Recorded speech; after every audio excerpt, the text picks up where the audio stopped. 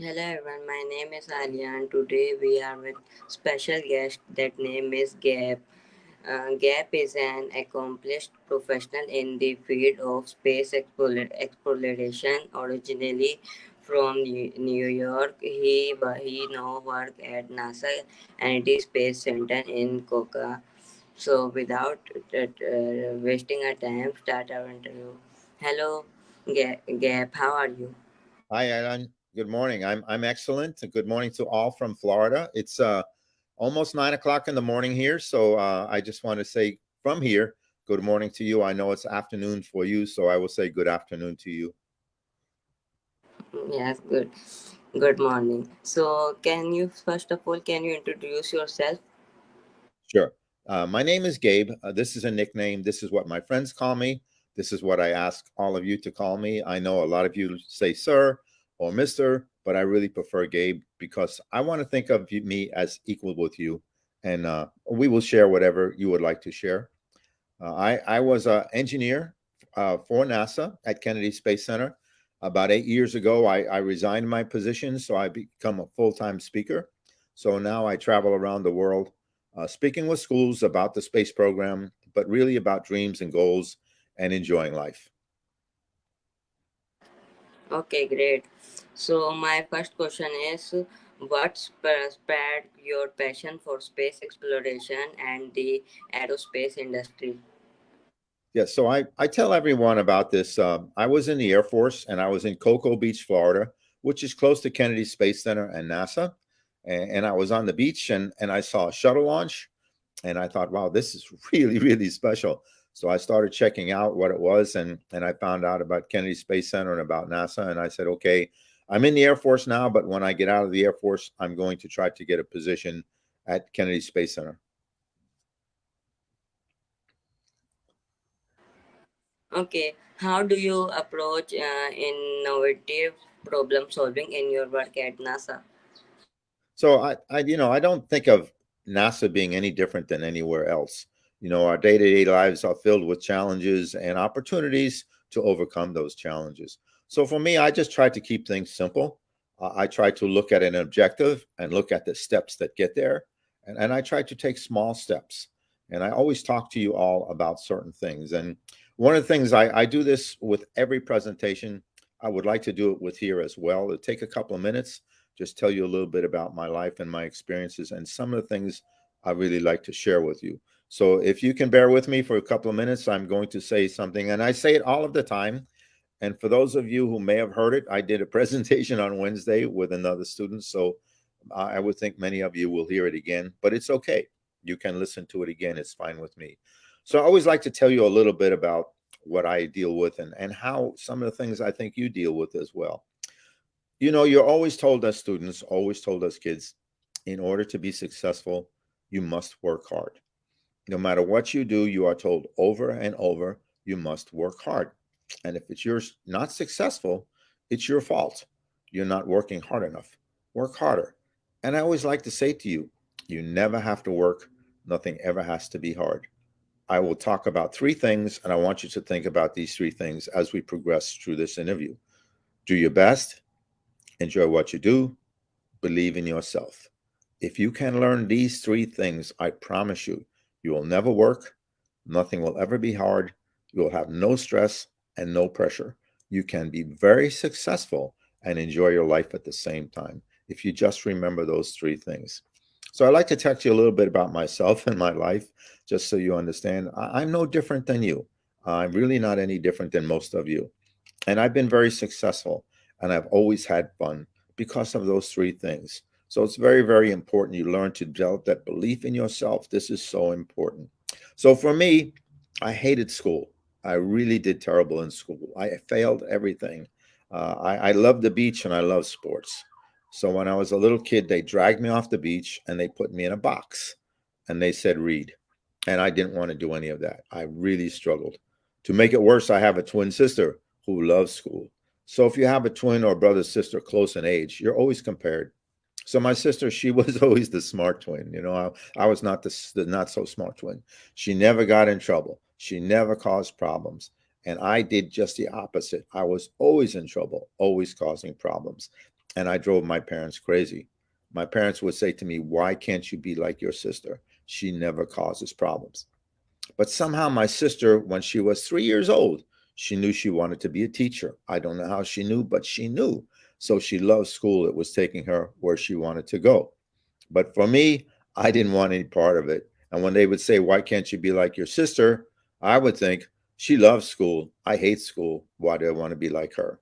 So I really, really struggled. You guys are in high school now. In America, we have to go to high school. Our high school is 4 years long. I did not want to go to high school, but I had to go to high school. So we have great sports programs in high school. So I said, okay, I'm going to go to high school just to play sports. And that's pretty much what I did for 4 years. At the end of 4 years, I said, I'm done. I'm never going back to school again. There's not enough money in the world to drag me back. So my first job was working at McDonald's. We call McDonald's Mickey D's. It's kind of a nickname. And for me, it was awesome. No homework, no tests, hanging out with my friends. I said, this is great. I know what I'm going to do. I'm going to be a burger flipper. But I like to race cars. I like to build cars, race cars. I could not generate the income at McDonald's. But for 12 years, I tried many, many different things. Nothing worked. I could not generate the income. So after 12 years, I said, okay, I have to go to university.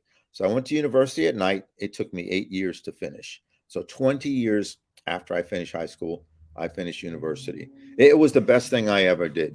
And I really encourage all of you. You're in high school now and you're going to get an opportunity to go to university. Try to go to university. I used to think you had to be so smart. I could never do this. But you don't have to be so smart. You just have to be determined. And if I can do it, so can you. So I really encourage you all to try to go to university. So that's a little bit about me and my life and kind of how I got where I am now. And I will happy to answer any questions you have from here. Okay, great, nice answer. So my next question is, what are some of the most memorable project or mission you have been a part of during your career? Well, my career has been very varied. And I was in the Air Force. I was a truck driver. I was an engineer. I've had many different things, but I've always enjoyed the opportunity to try something new and the challenge of enjoying something new and overcoming it. So for me, most of the things I've done, it didn't matter whether I was at McDonald's, whether I was an engineer driving a truck or at NASA. I approach everything the same way. How well can I do this? And how much can I enjoy it? Couple of things while I was at Kennedy Space Center at NASA that really, really, first of all, the shuttle launches. For me, there is nothing like a shuttle launch. I was not at NASA during Apollo era, so I don't know what the Saturn V launches were like, but I know the shuttle launches were pretty spectacular. When you see a shuttle launch, we're about 5 kilometers away from the launch pad, which seems like a long ways away, but it's actually very close. Most of the general public is 50 kilometers away. So we're 10 times closer, and it's really, really special. We can see a shuttle on the pad, but it's really small. It's 5 kilometers away, and we really can't hear it. But when they do a launch, if you've ever flown on a plane, or if you haven't flown on a plane, you get on at a passenger terminal, the plane takes you to a runway. They stop the plane, they put the brakes on, they rev up the engines, they're building power and building power. Then they take off horizontally. Well, the shuttle does the same thing. It takes off vertically, but it's locked down on a launch pad. So they will start the engines building power, and it's locked down. So the shuttle has 3 million kilos of lift. What that means is, in order to go up, you have to push down with 3 million kilos. So they're building power, and we really can't see it. We really can't hear it. But all of a sudden, you feel it. All of a sudden, you're watching it, and the ground starts shaking. You get this vibration in your body, and the ground is shaking. And all of the cars feel it. So the cars think somebody's trying to break in. So all the alarms go off. Horns are honking, lights are flashing, sirens are going off, your body is shaking, and you watch this thing take off. And it's majestic. It's so amazing. It looks like it goes slow and it makes a big turn, and then it's gone. And it plays mind games with you. So you're watching it, but you don't hear anything because it's going so fast it leaves the sound behind. So you're watching it get higher and higher and further away. You still don't hear anything. Then all of a sudden you hear the launch. You hear the launch take off. It's really amazing. It plays mind games with you. It's really kind of the most amazing thing I've ever seen. Another thing that happened, my job as a engineer at NASA was to deal with roads and bridges and air conditioning systems, the infrastructure that supports the launches. So one day they said to me, "Hey, Gabe, we're having a problem with this air conditioning system. Go to this building and find out what's wrong." So I go to this building, I find the air conditioning system. I'm looking around trying to figure out, where does it, what does this feed? So I go inside the building and I'm talking to them and they say, "This is a Rehoboth building. This is a Rehoboth room." I didn't know what that meant. So I went to this room and it was probably about 7 meters cube. It was all glass. And inside there was filled with little sand and there was these little machines running around. So what they were doing in this building, they were testing rovers that would land on Mars to see how they would get around in the Mars environment. Pretty cool. Some of the amazing things I've seen at Kennedy Space Center. Okay, great. My next question is, what do you stay motivated and inspired in such a challenging and dynamic field? I think you motivate yourself. It doesn't matter what you do. Remember those three things. Do your best. So every day, my challenge is, how well can I do something? And it doesn't matter the results. I always feel good about my effort. When we get off this interview, I'm getting ready to go swim training. I swim 2 hours, 3 days a week to swim train. And I go to the gym 90 minutes the other 3 days. So I try to work out, but I always challenge myself. How well can I do this? And I always feel good about my effort. So the motivation is self-motivation. I think most of us do that. That I believe it comes from within. Okay, what role does collaboration play in the success of space mission, and how do you foster effective teamwork? So collaboration to me is about teamwork, and this applies to everything in life. And one reason I love sports so much is because sports is all about team. And if you can learn to do well in sports, the lesson you learn in sports and getting along, helping each other out, promoting the other person ahead of yourself, this is all important to me. And teamwork within anything you do is most important. Okay, could you describe a particular challenging situation you encountered in your career and how you overcame it? Yeah, so to me, again, challenging situations apply to everything in life. And I always say to people, remember those three things: do your best, enjoy what you do, believe in yourself. So doing your best is pretty easy. Challenge yourself. How well can I do this? It doesn't matter what happens. Feel good about your effort. If it's not what you want, do it again. You will get better if you always do your best. Enjoy everything you do. This is more of a challenge. Sometimes we have things we don't especially like. I was at a university and a girl said to me, "I have to take this class. I hate this class. How am I supposed to enjoy it?" I said, "Well, it's a step. It's a positive part of where you're going. Don't look at it as a negative, look at it as a positive. Enjoy everything you do. The most important thing, believe in yourself." Very few people have that. I don't care how much money they have, I don't care how successful they have. That's why people have stress. That's why they have people have pressure. They don't have that belief in yourself. So, as with anything, if you have a goal or if you have a dream, write it down. Say, "This is my goal." Anything you do, plan the steps to achieve it. Always plan small steps. Don't be in a hurry. You want to build slowly. Every time you complete a step, it gives you confidence, it gives you belief in yourself. You want to build that very, very slowly. Don't be in a hurry. You build and build and build. And one day you will say to yourself, "I can do anything." And when you believe that, you will never have stress. You'll never have pressure. When you enjoy everything you do, you never work. And this is what I try to approach everything that I do the same way. It doesn't matter whether it was flipping burgers at McDonald's or being an engineer for NASA. Either way, to me, is the same objective. And this is what we should apply to every facet of our lives. Okay, now tell me about NASA. What is NASA and how do you know about NASA? So NASA stands for National Aeronautics and Space Administration. It's an agency of the government that promotes space exploration.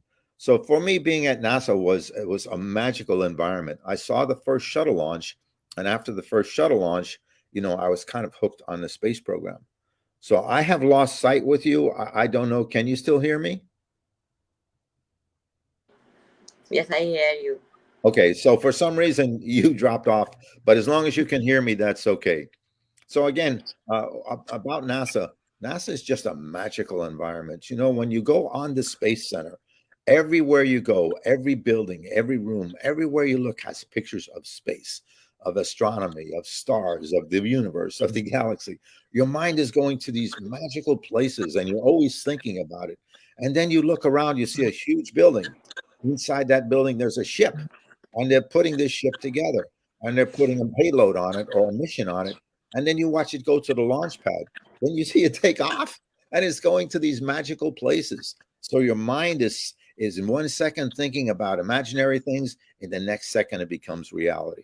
It's super, super cool. Okay. Uh, how d- uh, how do you handle the pressure and responsibility that comes with working on high stakes mission?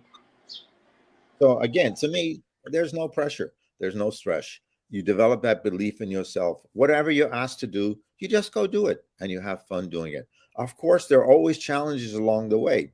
You think you're going to do something, you get to a certain point and you realize, well, this isn't going the way I thought.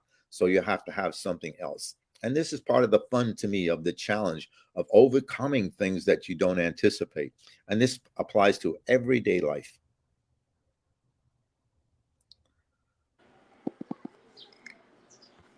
Okay. What are your long-term goals and as inspiration within the field of space exploration? Well, my long term goals are really not so much involved in space exploration. My long term goal, 8 years ago, I quit my job at NASA so I could become a full time speaker. So while the space program is evolving, and right now Artemis is the biggest thing within NASA, we also have many different missions. For the first time ever within NASA and within the world, we have a mission going to a star. This never happened before. And the star is our sun. We actually have a mission right now studying the sun. It's called Parker Solar Probe. You can Google it, research it. It's going around the sun right now and it's studying the sun. So there are many magical things happening with NASA. My goal is to visit as many schools as possible around the world to talk with students like you about the space program, about the history, the current, and the future of the space program. But my goal is really to get a chance to talk to you about those three things because so many kids struggle. There's so much stress and pressure put on them. You're surrounded by stress and pressure and work hard. Your life should be fun. You're in high school. You're only going to be in high school one time. You want it to be a pleasant experience. You want to enjoy every day as you pass through it. Our lives are directly proportional as to how we pass each day. If you have a great day, you will have a great past. Together, your future is optimistic. So try to learn to enjoy the day you're in. Whatever challenge you face, enjoy it and enjoy the sense of accomplishment. This is really my long term goals. The space program is going to sort itself out. I can't control what happens within the space program, but I can control my life and I can try to help you to see how you can have a better life. Great. So, how do you approach setbacks or failure in your work, and what do you learn from them? I didn't understand. Could you say that again? Sure. So, my question is, how do you approach setbacks or failures in your work, and what do you learn from them? So, one of the things I do, I never say failure. I never say hard. I never say work. I never say difficult. So, we don't think failure, think learning experience. Every time you do something, you learn. And if it doesn't come out the way you thought, it's not a failure, it's a learning experience. And we learn so much more when things don't go as anticipated. If everything goes perfectly, we don't learn anything. As we progress through something, all of a sudden it's not going the way we thought. We have to step back, evaluate where we are. What do I do differently? How do I change? And how do I make it progressive and positive? So these are great learning experiences. So never say fail, never say difficult, never say hard. Always say challenge, or most importantly, a learning experience. So I just look at it as a way to learn and how to become a better and wiser person. Okay, great. What are some of the ethical considerations that come into play when working on space mission? So my job, I don't build rockets. I'm not part of the space program that builds the ships and loads the ships and does the cargo. As a civil structural type of engineer, my job involves roads and bridges, air conditioning systems, towers, all of these kinds of things that support the space program. So one of the things I was responsible for was bridges. So Florida is a peninsula surrounded by water. Three sides are surrounded by water. So anything that comes to the space program, things come by boat, they come by car, they come by train, they come here by many different ways, but many come by road, and we have many bridges. So the space hardware has to go over bridges. And it's really important the bridge is functional. So I might go in the morning and I get, hey, Gabe, this bridge is not working. Go figure out why it's not working. We need it to work.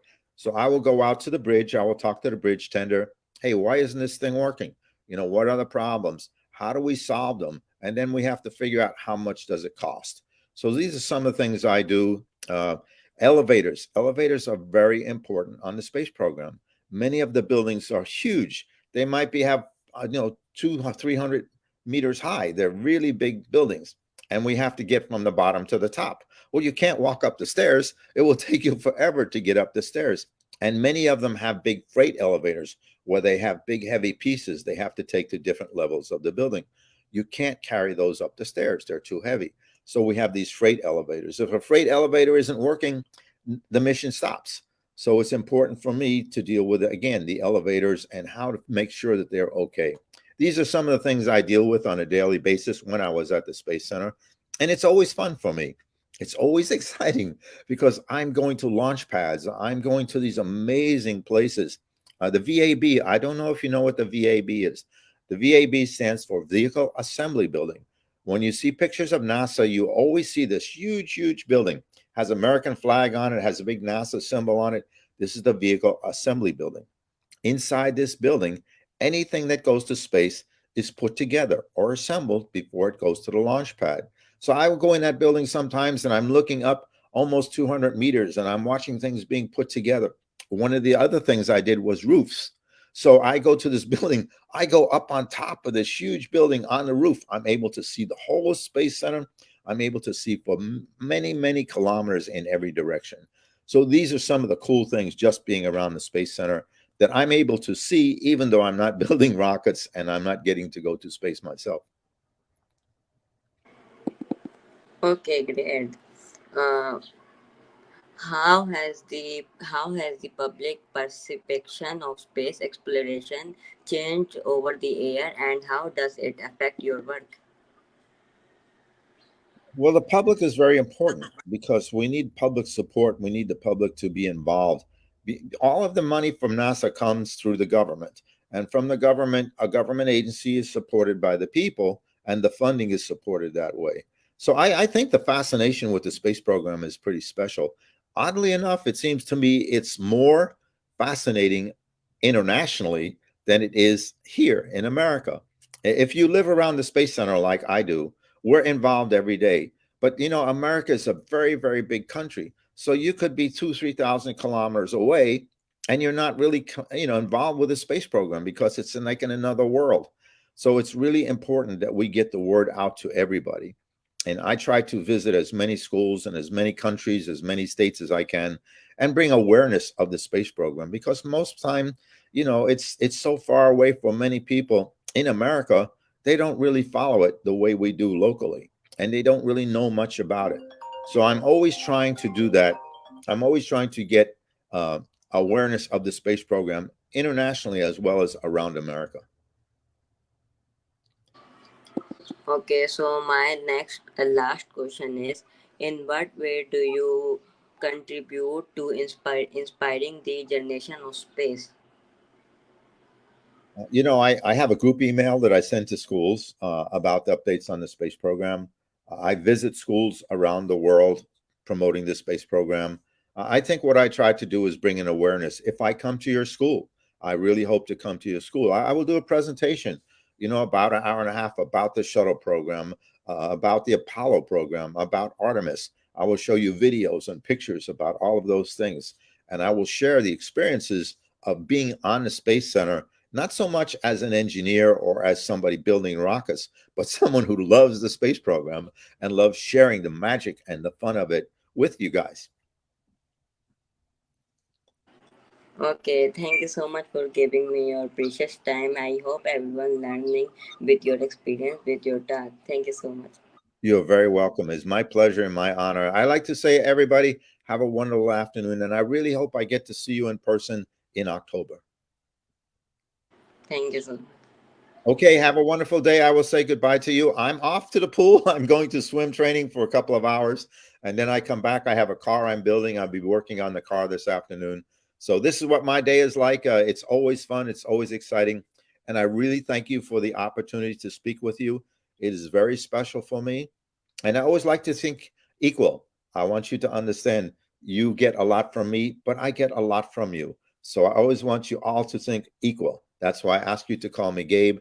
This is what my friends call me. And that's how I want you to think of me.